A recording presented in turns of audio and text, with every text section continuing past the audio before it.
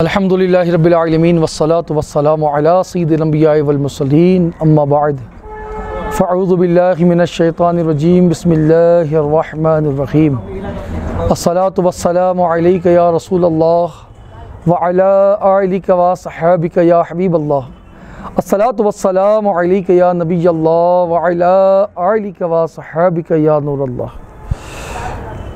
मुझे देखने वाले आज फिर हिमालय चैनल के माध्यम से मैं हाज़िर हूँ और आज का जो टॉपिक है वो है मुहर्रम। जी, मुहर्रम क्या है, मुहर्रम के महीने में हम क्या करते हैं और क्यों करते हैं, बस चंद मिनट में आपसे बातें करूँगा और आपको मुहर्रम के टॉपिक पे कुछ बातें बताऊँगा। आप तैयार रहें, आज आपकी नॉलेज में बहुत कुछ इजाफ़ा होने वाला है। जी, मुहर्रम क्या है? मुहर्रम एक पवित्र महीना है, एक पाक महीना है। जी, हमारे उर्दू के हिसाब से भी 12 महीने होते हैं, जिस तरह अंग्रेज़ी हिसाब से जनवरी, फरवरी, मार्च, अप्रैल, मई, जून, जुलाई। जी, उसी तरह हमारी इस्लामी तारीख़ में भी जो महीना होता है वो जनवरी से शुरू नहीं होता है। ये जो जनवरी है ना, ये अंग्रेज़ी महीना है। इस्लामी हिसाब से हमारा नया साल मुहर्रम से शुरू होता है। जी, मुहर्रम का महीना ये इस्लामी नया साल है। जिस तरह अंग्रेज़ी हिसाब से जनवरी साल का पहला महीना होता है, उसी तरह मुहर्रम इस्लामी हिसाब से साल का पहला महीना है। हमारे साल की स्टार्टिंग मुहर्रम के महीने से होती है। आज मुहर्रम की 3 तारीख़ है और 1445 सने हिजरी। अब अंग्रेज़ी हिसाब में जाएंगे तो 2023 सने ईस्वी। जी, और इस्लामी हिसाब से अगर जाएंगे तो 1445 सने हिजरी है, हमारा हिजरी हिसाब चलता है। अच्छा, इस्लामी तारीख शुरू कब से हुई है, ज़रा ये भी सुन लें आप। अल्लाह के जो मैसेंजर थे प्रोफेट मोहम्मद सल्लल्लाहु ताला अलैहि वसल्लम, मैसेंजर ऑफ अल्लाह, आपको पता है जो मक्के में पैदा हुए और जिन्होंने इस्लाम की दावत को, इस्लाम की प्रचार को दुनिया के कोने कोने में आम किया। उनकी पैदाइश मक्के में हुई और उन्होंने अपनी 53 साल की ज़िंदगी 53 ईयर्स मक्के में गुजारी। उसके बाद अल्लाह का हुक्म हुआ कि ए मैसेंजर, ए मेरे महबूब, ए मोहम्मद सल्लल्लाहु अलैहि वसल्लम, आप मक्का छोड़े मदीना जाएं। तो आपने मक्के से मदीने का सफ़र किया। जी, मक्के से मदीना तकरीबन 400 से 500 किलोमीटर का फासला है, नहीं डिस्टेंस आपने उस ज़माने में सफ़र किया। तो जिस दिन आपने मक्के से मदीने का सफ़र किया, उर्दू में कहते हैं यहाँ से वहाँ जाने को हिजरत करना, तो उस दिन से हमारा इस्लामी हिजरी साल शुरू हुआ। तो आज 1445 सन हिजरी की 3 मुहर्रम की तारीख़ है। मुहर्रम का महीना बहुत पवित्र महीना है, बहुत मुक़द्दस महीना है। बिलख़ुसूस हमारे जो अदर कास्ट के हमारे भाई है, गैर मुस्लिम है, जो मुसलमान नहीं है, वो भी बहुत ज़्यादा उत्साह से इस महीने को सेलिब्रेट करते हैं। हसन हुसैन, हसन हुसैन बोलते हैं। है क्या ये? जी, आपको बताऊं कि हमारे जो मैसेंजर थे ना, मोहम्मद सल्लल्लाहु ताला अलैहि वसल्लम, प्रोफेट ऑफ अल्लाह, प्रोफेट जो हमारे थे, अल्लाह के जो मैसेंजर थे, अल्लाह के जो नबी थे, ठीक है, उनके बेटी थी उनकी एक बेटी थी, उनका नाम था फ़ातिमा रज़ी अल्लाह ताला अन्हा। वैसे आपकी 4 बेटियां थी। जी, आपकी 4 बेटियां थी। सबसे छोटी बेटी का नाम था फ़ातिमा। हज़रत फ़ातिमा रज़ी अल्लाह ताला अन्हा के शहज़ादे ने बेटों का नाम हसन और हुसैन है। बड़े बेटे का नाम हसन और छोटे बेटे का नाम हुसैन है। लोग कहते हैं कि करबला के मैदान में, मैं अब तो कॉन्सेप्ट क्लियर कर रहा हूँ आपके, लोग कहते हैं कि मैदान करबला में हसन हुसैन शहीद हुए। नहीं, नबी के जो बेटी के बेटे थे, हमारे जो प्रोफेट मोहम्मद सल्लल्लाहु अलैहि वसल्लम, उनके जो नवासे थे ना, इमाम हसन, वो पहले ही शहीद हो गए थे। दुश्मनों ने उनको पहले जहर दे दिया था, उनको जहर पिलाकर जान से मार दिया लोगों ने। आपको पता होना चाहिए कि जो नेक लोग होते हैं ना, सच्चे लोग होते हैं ना, अच्छे लोग होते हैं, उनके पीछे लोग दुश्मन पड़ते हैं, उनको लोग सुकून से रहने नहीं देते दुनिया में। आज भी सच्चे लोगों के पीछे लोग पड़े रहते हैं, बुरे लोगों के पीछे कोई नहीं पड़ता। जी, इमाम हसन पहले ही शहीद हो चुके थे। करबला का मैदान, वाक़या करबला, हसन हुसैन, मुहर्रम क्या है मैं बताता हूँ आपको। इमाम हुसैन जो नबी के नवासे थे, उनकी उम्र थी तकरीबन 56 साल की। आपने अपनी पूरी ज़िंदगी मदीने में गुजारी, होल लाइफ। पैदा भी मदीने में हुए और आपकी ज़िंदगी भी पूरी की पूरी लाइफ मदीने में गुजरी। जी, उस ज़माने में बादशाहों का निज़ाम चलता था, खलीफा का निज़ाम चलता था। इस्लाम के पहले खलीफा अबू बकर सिद्दीक़ रज़ी अल्लाह तआला अन्हु, उन्होंने इस्लाम के पैगाम को, कुरान के पैगाम को, हदीस के पैगाम को, प्रोफेट मोहम्मद सल्लल्लाहु अलैहि वसल्लम के पैगाम को बड़े अच्छे तरीके से लोगों तक पहुँचाया। उनके जाने के बाद दूसरे खलीफा बने उमर फ़ारूक रज़ी अल्लाह तआला अन्हु, उन्होंने भी काम ठीक ठाक किया। जी, तीसरे खलीफा बने उस्मान गनी रज़ी अल्लाह तआला अन्हु, चौथे बने हज़रत अली रज़ी अल्लाह तआला अन्हु। हज़रत अली कौन है? इमाम हुसैन के अब्बू हैं ये। उसके बाद क्या हुआ पता है? फिर इमाम हसन रज़ी अल्लाह तआला अन्हु, फिर सैयद अमीर माविया रज़ी अल्लाह तआला अन्हु, ये खलीफा बने। अमीर माविया रज़ी अल्लाह तआला अन्हु जो थे, इनके विसाल के बाद, इनके देहांत के बाद, जब ये दुनिया से कूच कर गए, पर्दा कर गए, उनका जो बेटा था ना, उसका नाम यजीद था। वो आदमी 2 नंबर था। जी, तख्त तो वही होती है, हुकूमत करने वाले बदल जाते हैं। जब तख्त पे हुकूमत करने वाले लोग अच्छे होते तो निज़ाम अच्छा होता है, सारा काम अच्छा होता है। लेकिन हुकूमत में अगर कोई बुरा बंदा आ जाए ना, बुरी नीयत वाला आ जाए, बुरे नेचर वाला आ जाए, बुरे स्वभाव वाला आ जाए, तो जैसे वो बुरा होता है ना, वो सबको बुरा बनाना चाहता है। अब वो अपने ज़रिए बुराई फैलाना चाहता है। जाहिर सी बात है, जो अच्छा बंदा होगा वो अच्छा सोचेगा, अच्छा करेगा और दूसरों के बारे में भी अच्छा ही चाहेगा। यजीद को ये ऑटोमेटिक हुकूमत मिल गई। इस्लाम के तख्त पे जिसको नहीं बैठना था वो बैठ गया, उसी का नाम है यजीद। अल्लाह, उसने शरीयत के कानून को तोड़ा। इस्लाम को जो संविधान है ना भाई, हर मुल्क का अलग संविधान होता है। इंडिया का अपना एक संविधान है, बांग्लादेश चले जाए वहाँ का अपना संविधान है, नेपाल चले जाए वहाँ का अपना संविधान है। तो हर मुल्क का अपना संविधान है और किसी को ये हक़ नहीं है कि किसी की मुल्क के संविधान में वो इंटरफेयर करे। इस्लाम एक मज़हब है, हमें भी मज़हब इस्लाम ने एक संविधान दिया है, एक कॉन्स्टिट्यूशन दिया है हमें। वो क्या है? कुरान। कुरान में क्या है? अल्लाह का पैगाम। वो हदीस जो मेरे प्रोफेट मोहम्मद सल्लल्लाहु अलैहि वसल्लम ने हमें सुनाया, समझाया, सिखाया, बताया, वही हमारा संविधान है इस्लाम के मानने वालों के लिए, मुसलमानों के लिए। संविधान में है क्या? संविधान में यही लिखा है ना कि भाई मुसलमानों को बताया गया कि आप शराब नहीं पी सकते, आप चोरी नहीं कर सकते, आप झूठ नहीं बोल सकते, आप किसी का हक़ नहीं दबा सकते, आपको गलत काम नहीं करना है। सारा निज़ाम उसमें बना हुआ है। अगर फिर भी कोई शराब पीता है तो जाहिर सी बात है, दुनिया में अगर कोई बुरा काम करता है ना, बुरा कर्म करता है और उसकी सज़ा अगर उसको पकड़ा जाए तो गवर्नमेंट उसको सज़ा देती है। उसी तरह इस्लाम का भी कानून है कि कोई बुरा काम अगर करेगा ना, यहाँ तो बच जाएगा, लेकिन एक अदालत अल्लाह की बारगाह में लगने वाली है मरने के बाद। उस अदालत में ज़र्रे ज़र्रे का फ़ैसला होगा। बात कहीं और जा रही है। यजीद को ऑटोमेटिकली हुकूमत मिल गई, तख्त पे बैठा आदमी 2 नंबर था, ठीक नहीं था। वो शराब पीने वाला था, जुआ खेलता था और जो इस्लामिक संविधान है उसको वो फॉलो नहीं करता था। अब वो ये चाहता था कि मैं जो कर रहा हूँ सब मेरा साथ दे इसमें। याद रखिए, हर कोई बुराई का साथ देने वाला नहीं होता है। हर दौर में कुछ लोग ऐसे भी होते हैं जो बुराई के ख़िलाफ़ खड़े होते हैं। कुछ लोग ऐसे होते हैं जो बुरा को बुरा तो कहते हैं, लेकिन हिम्मत नहीं होती है बोलने की कि तुम बुराई कर रहे हो। जी, इमाम हुसैन करबला मदीने में है, 56 साल की उम्र है आपकी, 56 ईयर्स। और यजीद को जो खिलाफत मिल गई, गवर्नरी मिल गई, वो बादशाह बन गया। वो दमिश्क में है। दमिश्क कहाँ है? सीरिया इसको बोलते हैं, मुल्क शाम। सीरिया जो आज का मुल्क है, वहाँ एक जो वहाँ का कैपिटल था दमिश्क, वो वहाँ मौजूद है। उसने वहाँ से मदीने के गवर्नर को पैगाम भेजा, लेटर दिया, मैसेज दिया कि हुसैन को बोलो कि मेरे अंडर में आ जाए। और हुसैन कौन है? मैसेंजर के नवासे हैं, हमारे प्रोफेट मोहम्मद सल्लल्लाहु अलैहि वसल्लम के बेटी के बेटे हैं। जी, शरीयत क्या है, संविधान क्या, जो अल्लाह उसके रसूल ने हमें दिया इस्लाम के लिए, वही शरीयत, वही कानून, वही संविधान, वही कॉन्स्टिट्यूशन है। और यजीद उस कॉन्स्टिट्यूशन को बदलना चाहता था, वो गुनाह पाप की तरफ जाना चाहता था।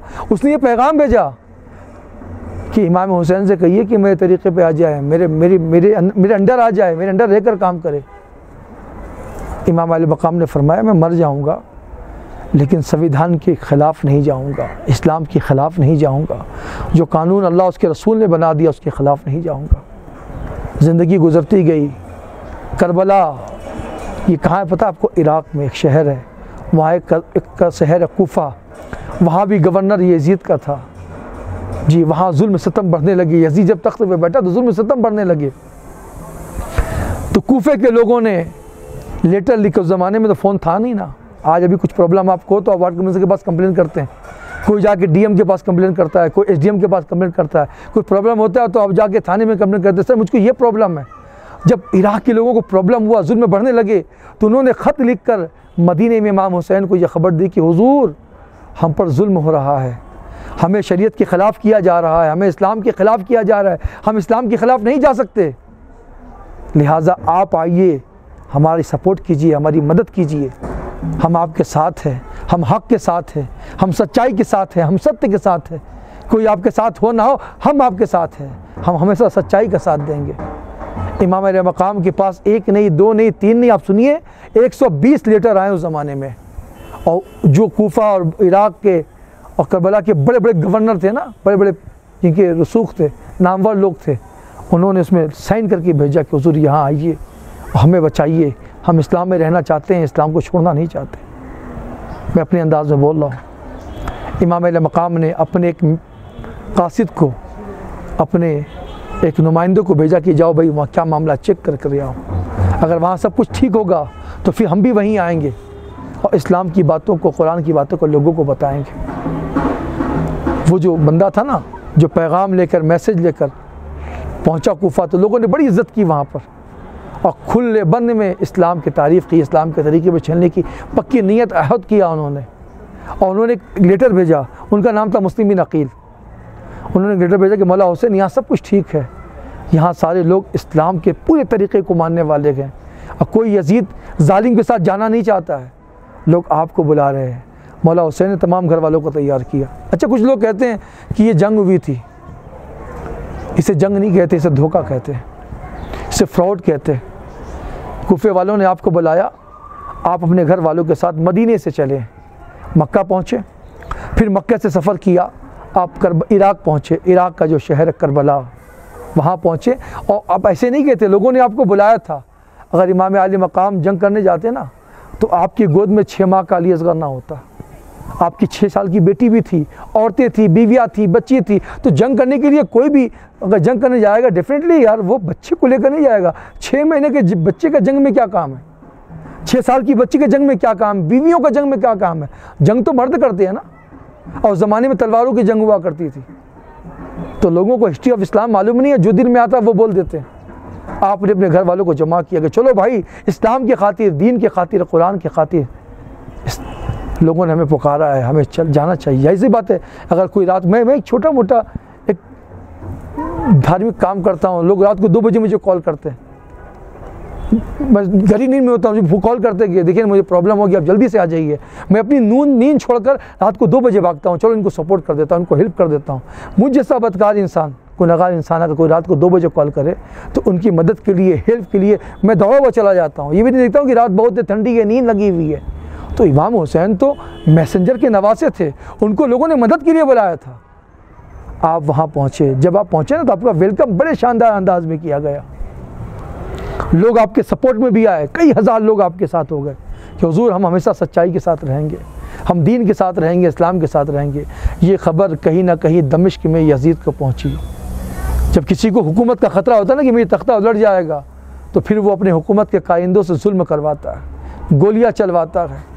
यजीद ने भी यही किया। एक जालिम गवर्नर को करबला में मुसल्लत किया कि जाओ और इमाम हुसैन से कहो कि वो मेरे अंडर में आ जाए, मेरी बात को मान लें। अगर मेरी बात को मानते हैं तो ठीक है, वरना उन पर जुल्म करो, तसद्दुद करो, उन पर जबर करो। अब वही हुआ जो नहीं होना था। अब मुख्तसर मैं समेट रहा हूँ। मौला हुसैन जब करबला की ज़मीन पे पहुँचे ना, करबला कहाँ है पता आपको? करबला इराक़ में एक शहर है। वहाँ जब पहुँचे तो वहाँ के लोगों ने इस्तकबाल किया, वेलकम किया, आपकी मेहमान नवाजी की, आपकी खिदमत की। लेकिन जब यजीद का पैगाम आया, जब यजीद का मैसेज आया, क्योंकि वो हुकूमत के बैठा हुआ था, सारे हुकूमत के नुमाइंदे सिपाही उसके हाथ में थे, कंट्रोल में थे, सारा निज़ाम उसके कंट्रोल में था। पैगाम आया कि जो हुसैन का साथ देगा उसको कत्ल कर दिया जाएगा, जो हुसैन का सपोर्ट करेगा उसको जान से मार दिया जाएगा, उसके बच्चों पे जुल्म किया जाएगा, उसके घरों में आग लगा दिया जाएगा। फिर क्या हुआ पता है आपको? करबला के उन लोगों ने, जिन लोगों ने इमाम आली मकाम को, इमाम हुसैन को, नबी के नवासे को बुलाया था, उन सब ने इमाम हुसैन का साथ छोड़ दिया। जिन्होंने मेहमान बुलाकर बुलाया था अपने घर में छुप गए वो। आप जब करबला पहुँचे 2 मुहर्रम की तारीख़ थी, 8 मुहर्रम की तारीख़ हुई, जब आज 3 मुहर्रम की तारीख़ है, ठीक है, 8 मुहर्रम की जो तारीख़ हुई तो यजीद का लश्कर इब्न ज़ियाद की कमांडिंग में 22,000 का लश्कर था, 22,000, यहाँ 72 हैं, ओनली फॉर 72। इमाम हुसैन, उनके घर वाले, छोटे बच्चे, बीवियाँ, कुछ बूढ़े, कुछ जवान, ये तो मेहमान बन के आए थे ना, इनका खेमा लगा हुआ है। और 22,000 का लश्कर, 22,000 की फ़ौज, मिलिट्री सामने खड़ी हुई है। कहाँ 22,000, कहाँ 72? आप खुद गौर करिए, कौन सी जंग है ये? जंग नहीं है, ये जुल्म है कि 22,000 लश्कर मिलकर इमाम हुसैन को दबाना चाहती थी कि ये दब जाएंगे और यजीद के जब अंडर में आ जाएंगे तो यजीद का काम आसान हो जाएगा। यजीद फिर अपनी मनमानी करेगा, शरीयत की धज्जियाँ उड़ाएगा, इस्लाम के संविधान को वो तोड़ सकता है। उसको पता था कि इमाम हुसैन जब तक मेरे अंडर में नहीं आएंगे तब तक मेरा काम नहीं बनेगा। बुरा आदमी जब बुरा काम करना चाहता है लोगों को अपने साथ मिलाता है। यजीद ने भी इमाम अली मकाम को अपने साथ मिलाने की कोशिश की, लेकिन मेरा हुसैन नबी का नवासा था। आपने ऐलान कर दिया कि मैं अपनी जान दे दूंगा, लेकिन जो इस्लाम का संविधान है उसको बदलने नहीं दूंगा, जो कुरान का पैगाम है उसको बदलने नहीं दूंगा, जो मैसेंजर अल्लाह मोहम्मद अरबी सल्लल्लाहु अलैहि वसल्लम का पैगाम है उसको चेंज नहीं होने दूंगा। फिर क्या हुआ? जब उन लोगों ने देखा कि ये नहीं मान रहे हैं, 8 मुहर्रम की सुबह करबला में एक नहर है, रिवर है, उस रिवर का नाम है फरात। उन लोगों ने वहाँ कब्ज़ा कर लिया और ये ऐलान कर दिया कि हुसैन है, हुसैन के मानने वालों को एक बूंद, 1 ड्रॉप भी पानी नहीं मिलेगा। फिर क्या हुआ पता आपको? उनकी मनसा क्या थी? उनका टारगेट था कि इनको भूखे प्यासे रखो। जब भूख और प्यास ऐसी चीज़ होती बंदे को पिघला देती है वो। इन्होंने कोशिश की कि भूखे प्यासे रखेंगे तो शायद ये मान जाएंगे। 8 मुहर्रम को भूखा प्यासा रखा गया, पानी का एक कतरा हुसैन के घर तक नहीं पहुंचा, खेमे तक नहीं पहुंचा। 9 मुहर्रम भी गुजर गया, 10 मुहर्रम की सुबह हुई, इधर 72 है, उधर 22,000 है। उन लोगों ने एक ऐलान किया कि यजीद की बैत कर लो, यजीद की बात मान लो, यजीद के अंडर में आ जाओ या तो हमसे जंग करो। आपने फरमाया हम जान दे देंगे, इस्लाम के तरीके को नहीं छोड़ेंगे। उधर 22,000, इधर 72, फिर 22,000 ने मिलकर 72 पे हमला किया। फजर के बाद ये तो हक पर चलने वाले थे ना जी। आपको याद होगा हमारी इंडिया की हिस्ट्री, भूल गए आप? भूल गए कि देश की खातिर कैसे कैसे जवानों ने कुर्बानियाँ दी। जो सत्य की राह में होता है ना, अपनी जान की परवाह नहीं करता है। ठीक है, भगत सिंह को भूल गए आप? मैं एक मिसाल दे रहा हूँ आपको कि भगत सिंह देश की खातिर, इंसाफ की खातिर, सत्य की खातिर, अपने वतन की खातिर फांसी पे चढ़ गए। उन्होंने अपनी जान की परवाह नहीं की, ये परवाह नहीं कि मेरा क्या होगा। उनको बस देश की मोहब्बत थी, देश का प्रेम उनके सीने में था। या मौला हुसैन आए थे, इनके सीने में भी इस्लाम की, कुरान की और अपने मैसेंजर मोहम्मद सल्लल्लाहु अलैहि वसल्लम की मोहब्बत थी। यहाँ कानून बदलने की बात चल रही थी, घोटाले की बात चल रही थी, 2 नंबर की बात चल रही थी। तो कोई भी सच्चा बंदा 2 नंबर की बात बर्दाश्त नहीं करेगा, वो जान दे देगा लेकिन हक को चेंज नहीं होने देगा। फिर क्या हुआ? कहाँ 22,000 का लश्कर और कहाँ 72। फिर एक एक करके मैदान में आते रहे उन जालिमों ने, एक एक करके, यहाँ तक कि आपको जानकर ताज्जुब होगा कि उनके खेमे में एक 6 माह का बच्चा था। इमाम हुसैन के एक बेटे थे, उनकी उम्र 6 महीने की थी, ओनली फॉर 6 मंथ। 6 महीने का बच्चा कितना बड़ा होता है आपको पता है? घर वालों ने कहा इमाम हुसैन आपकी दुश्मनी, उनकी दुश्मनी आपसे है ना, वो आपको दबाना चाहते हैं। ये 6 माह के बच्चे ने क्या किया है? आप इनको मैदान करबला में ले जाइए, ये बच्चा भी प्यासा है। उनसे कहिए कि इस बच्चे के लिए 2 कतरा पानी दे दे, 2 ड्रॉप पानी दे दे। इस बच्चे का गला सूख रहा है, इस बच्चे का होंठ सूख रहा है। इमाम हुसैन उस 6 माह की बच्ची को लेकर करबला के मैदान में गए और कहा यजीदियों तुम्हारा मामला मेरे साथ है ना, तुमको मेरे साथ जो करना है करो। ये 6 महीने का बच्चा भूखा प्यासा है, इसके लिए थोड़े से पानी का इंतजाम कर दो। वो इतने जालिम थे वो कि उन्होंने पानी तो नहीं दिया। यजीदी सिपाही में से एक सिपाही ने एक तीर चलाया, वो तीर 6 माह के लिए असगर के हुल्कुम में घुस गया और 6 माह का बच्चा वहीं शहीद हो गया। उस खेमे में आपके 2 भांजे भी थे और मोहम्मद, उनको भी उन लोगों ने शहीद किया। जितने लोग थे चुन चुन कर उन लोगों ने शहीद किया।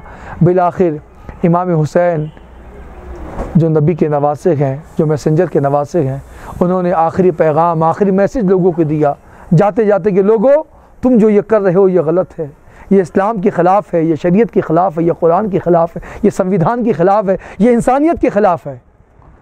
बुरा काम हमेशा बुरा होता है, उस बुरे काम को छोड़ दो। लेकिन जिन पे दौलत का, हुकूमत का नशा सवार होता है ना, फिर उन्हें कुछ समझ में नहीं आता है।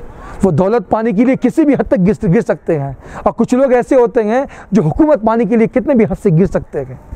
उन लोगों को हुकूमत की लालच थी कि अगर हुसैन होंगे तो हमें हुकूमत करने में आसानी नहीं होगी, इनके मानने वाले हमारे ख़िलाफ़ खड़े हो जाएंगे, हम बुरा काम नहीं कर पाएंगे। बिलाखिर 10 मुहर्रम में नमाज का वक्त था। इमाम हुसैन जो नबी के नवासे थे, मैदान करबला में आखिरी बार आप गए। 22,000 का लश्कर एक तरफ, नबी का नवासा हुसैन एक तरफ, क्या जंग होती। आहिस्ता आहिस्ता दुश्मनों ने आप पे हमला किया, तीर भी लगे, तबर भी लगे, नेज़े भी लगे, पूरा जिस्म, पूरा बदन, पूरा बॉडी ज़ख्मों से चूर चूर था। बदन के, जिस्म के अंदर से एक एक कतरा खून, वन ड्रॉप ब्लड ज़मीन पे गिरता रहा। इतने में नमाज का वक्त हो गया। आपके जिस्म में पूरा बॉडी ऊपर से लेकर नीचे तक ज़ख्मों से चूर चूर, तीर, तबर, नेज़े, तलवारों के ज़ख्म हैं। नमाज का वक्त हुआ, आप घोड़े से नीचे आए, और नमाज में जो सबसे बेहतरीन बेस होती है ना, वो सजदा होता है। आप सजदे की हालत में चले गए, यानी ऐसी हालत में भी आपने नमाज पढ़ी, सजदे की हालत में गए आप, तो उधर से लोगों ने इशारा किया कि ये सजदे की हालत में इनके गर्दन को सर से जुदा कर दो। अल्लाह अकबर। नबी का नवासा नमाज की हालत में, सजदे की हालत में, जालिमों ने खंजर उठाया, तलवार उठाई, और आपके सर अक़दस को आपके जिस्म से जुदा कर दिया, 2 टुकड़ा कर दिया आपके सर को। इस तरह इमाम आले मकाम इस्लाम की खातिर, शरीयत की खातिर, सच्चाई की खातिर, सत्य की खातिर, दीन की खातिर मैदान करबला में शहीद हो गए। आज से तकरीबन 1400 साल पहले। जी, आपकी जब शहादत हुई थी तो तकरीबन वो 60 सन हिजरी थी, और अभी 1445 सन हिजरी है। 1445 सन हिजरी से अगर 60 सन हिजरी को आप माइनस करेंगे तो कितना आएगा पता है आपको? 1385 साल पहले, 1385 साल पहले इस्लाम की खातिर इमाम अल मकाम शहीद हो गए। वो तो शहीद हो गए, लेकिन सच का पैगाम, सत्य का पैगाम सारी दुनिया को देकर चले गए। आज दुनिया के कोने कोने में जहाँ भी मुसलमान हैं, जैसे ही मुहर्रम का महीना आता है, दीन की खातिर, सच्चाई की खातिर वो मौला हुसैन की याद मनाते हैं, और इसी को हम कहते हैं कि हुसैन या हुसैन या हुसैन या हुसैन। उन्होंने दीन की खातिर क़ुर्बानी पेश की, शरीयत की खातिर क़ुर्बानी पेश की, इस्लाम की खातिर क़ुर्बानी पेश की। उन्हीं को याद को ताज़ा करने के लिए लोग अपने अपने अंदाज़ में इमाम हुसैन का नाम लेते हैं। मैं दुआ करता हूँ कि करबल की तपती हुई रेत से सच्चाई का जो पैगाम, जो मैसेज इमाम हुसैन ने हमें दिया था, अल्लाह सबको उस पैगाम पे अमल करने की तौफ़ीक़ अता फ़रमाए। अगर कुछ कन्फ्यूज़न बाकी रह गया हो तो आप सवाल करेंगे, इंशाअल्लाह आपको जवाब मिलेगा। कम वक्त में जो बयान किया अल्लाह उसे कबूल फ़रमाए, और हमें मौला हुसैन के पैगाम पे अमल करने की तौफ़ीक़ अता फ़रमाए। अस्सलामु अलैकुम व रहमतुल्लाह।